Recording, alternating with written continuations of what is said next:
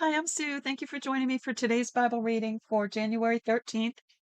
I'm reading today Genesis 38 to 40 from the World English Bible. Verse 1. At that time, Judah went down from his brothers and visited a certain Adulamite whose name was Hira. There, Judah saw the daughter of a certain Canaanite man named Shua. He took her and went into her. She conceived and bore a son, and he named him She conceived again and bore a son, and she named him Onan. She yet again bore a son, and named him Shelah. He was at Jezib when she bore him. Judah took a wife for his firstborn, and her name was Tamar. Judah's firstborn, was wicked in Yahweh's sight, so Yahweh killed him. Judah said to Onan, "Go into your brother's wife and perform the duty of a husband's brother to her, and raise up offspring for your brother." Onan knew that the offspring wouldn't be his, and when he went in to his brother's wife, he spilled his semen on the ground, lest he should give offspring to his brother. The thing which he did was evil in Yahweh's sight, and he killed him also. Then Judah said to Tamar, his daughter-in-law, "Remain a widow in your father's house until Shelah my son is grown up." For he said, lest he also die like his brothers. Tamar went and lived in her father's house. After many days, Shua's daughter, the wife of Judah, died. Judah was comforted and went up to his sheep shears to Timnah, he and his friend Hira the Adulamite. Tamar was told, "Behold, your father-in-law is going up to Timnah to shear his sheep."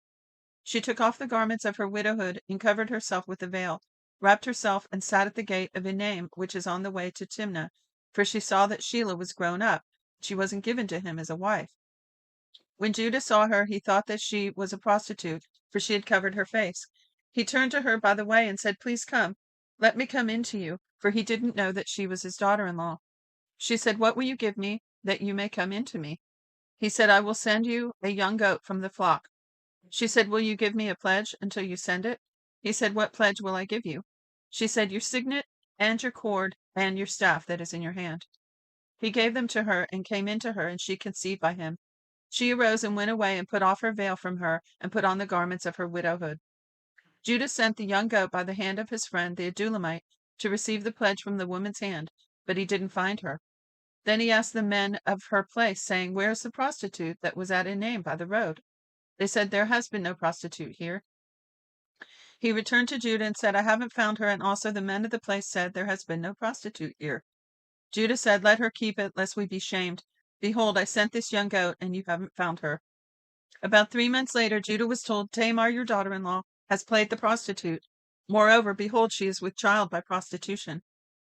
Boy, this is just more dysfunction in this big family, isn't it? Like I said the other day, it's interesting that God used them anyway to bring the Messiah through this line. There's no perfect human, no perfect person. And it also goes to this battle. Ever since God said that the seed of the serpent would crush the head, or the seed of the woman would crush the head of the serpent, the devil has been trying to stop God's plans. And so it's no doubt that he came against his family in so many ways. So let's see where I left off. So they said Tamar was playing the prostitute and pregnant.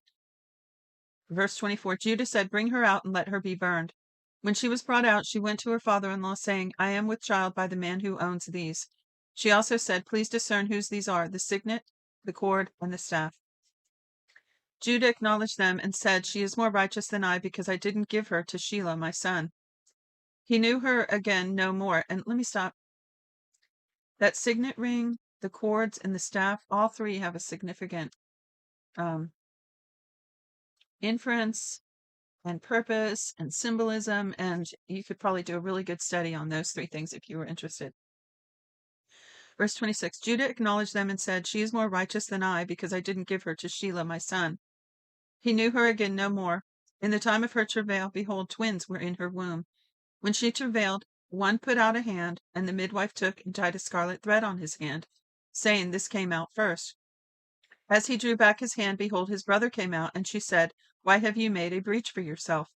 Therefore his name was called Perez, which means breaking out. Afterward his brother came, who had the scarlet thread on his hand, and his name was called Zerah. Joseph was brought down to Egypt. Potiphar, an officer of Pharaoh, the captain of the guard, an Egyptian, bought him from the hand of the Ishmaelites that had brought him down there. So we just jumped stories here back to Joseph in Egypt. And it says Yahweh was with Joseph, and he was a prosperous man. He was in the house of his master the Egyptian. His master saw that Yahweh was with him, and that Yahweh made all that he did prosper in his hand. Joseph found favor in his sight. He ministered to him, and Potiphar made him overseer over his house and all that he had put in his hand. From the time that he made him overseer in his house and over all that he had, Yahweh blessed the Egyptian's house for Joseph's sake. Yahweh's blessing was on all that he had in the house and in the field. He left all that he had in Joseph's hand. He didn't concern himself with anything except for the food which he ate. Joseph was well built and handsome. After these things, his master's wife set her eyes on Joseph, and she said, "Lie with me." So there goes the devil again. Nothing new under the sun, right?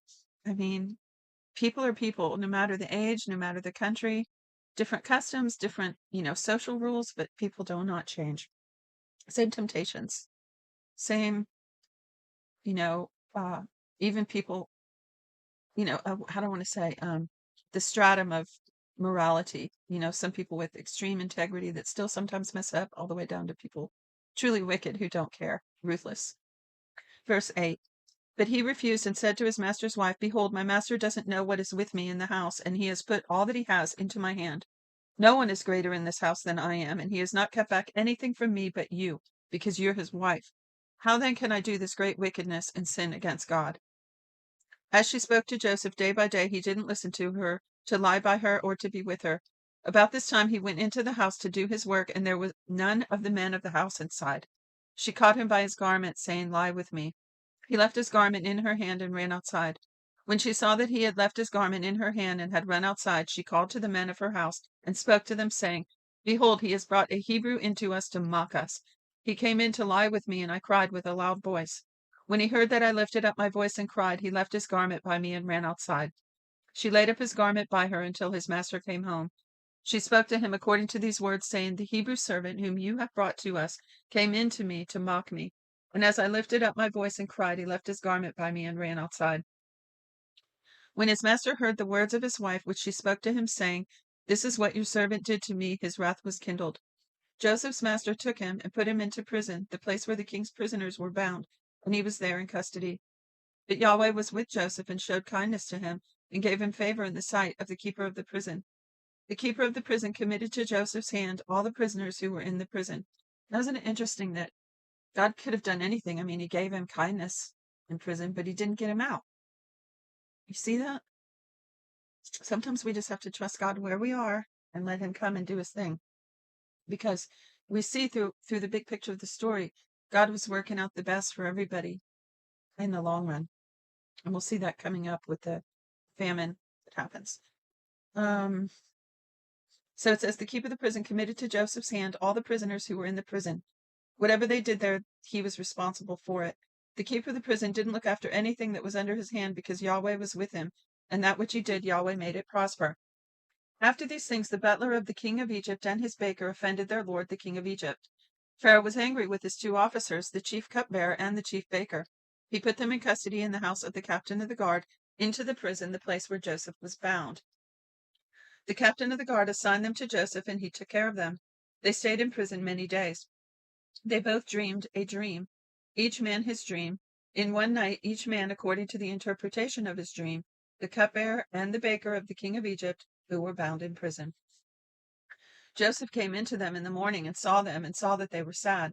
He asked Pharaoh's officers who were with him in custody in his master's house, saying, "Why do you look so sad today?" So see, he even interacted with his prisoners. Anyway, let me keep reading. Verse 8, they said to him, "We have dreamed a dream, and there is no one who can interpret it." Joseph said to them, "Don't interpretations belong to God?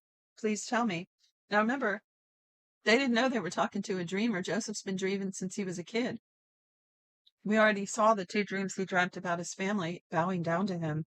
And so he's interested in these things. He's into that, right? So he's like, cool. He's living life to the fullest. He's interacting with them while he's doing his prison work, and he's still interested in what he's interested in. And so Here he gets blessed with this conversation about dreams, which he loves. And so he says, don't interpretations belong to God? Please tell it to me. And I'm sure he's thinking God's going to give me the interpretation because it's a gift that he had. Verse 9, the chief cupbearer told his dream to Joseph and said to him, in my dream, behold, a vine was in front of me, and in the vine were 3 branches. It was as though it budded, it blossomed, and its cluster produced ripe grapes.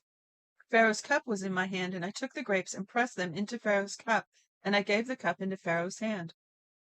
Joseph said to him, this is its interpretation. The 3 branches are 3 days. Within 3 more days, Pharaoh will lift up your head and restore you to your office. You will give Pharaoh's cup into his hand the way you did when you were his cupbearer. But remember me when it's well with you. Please show kindness to me and make mention of me to Pharaoh and bring me out of this house. For indeed I was stolen away out of the land of the Hebrews, and here also I have done nothing that they should put me into the dungeon. So he's like, okay, dude, I interpreted your dream for you. When you get up there, don't forget me. You know, I've been taking care of you here, and I didn't do anything to deserve being here. So help me out. In fact, I've been rejected my whole life. I'm ready to get out of here. Verse 16. When the chief baker saw that the interpretation was good, he said to Joseph, I also was in my dream, and behold, 3 baskets of white bread were on my head. In the uppermost basket were all kinds of baked food for Pharaoh, and the birds ate them out of the basket on my head. Joseph answered, this is its interpretation. The 3 baskets are 3 days. Within 3 more days, Pharaoh will lift up your head from off of you and will hang you on a tree, and the birds will eat your flesh from off of you. Oh, how terrible. How terrible to be told that. On the 3rd day, which was Pharaoh's birthday, he made a feast for all of his servants, and he lifted up the head of the chief cupbearer and the head of the chief baker among his servants. He restored the chief cupbearer to his position again, and he gave the cup into Pharaoh's hand. But he hanged the chief baker, as Joseph had interpreted to them. Yet the chief cupbearer didn't remember Joseph, but forgot him. That's the end of today's reading. Be sure to join me tomorrow for this continuing saga. God bless you for now.